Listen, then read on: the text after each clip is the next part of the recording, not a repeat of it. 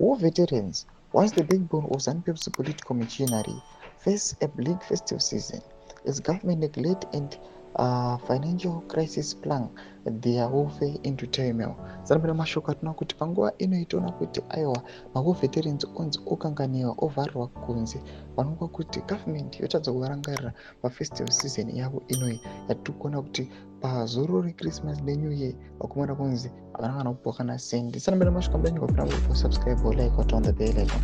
Tipina panapa zinoonekana kuti since September 2024 the treasury is failed to meet the obligations to war veterans, leaving them without critical payouts, unpaid medical bills, and insufficient educational support for their children.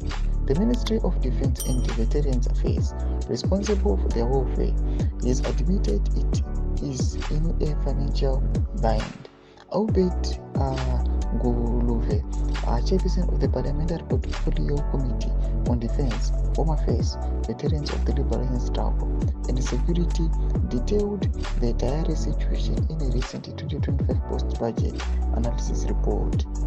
Nguluve disclosed that the allocated 121.84 Zimbabwe ZiG million healthcare budgeted for 2025 is a mere 40% of the 312.83 million ZiG required. This shortfall is expected to leave veterans without vital healthcare services by May 2025.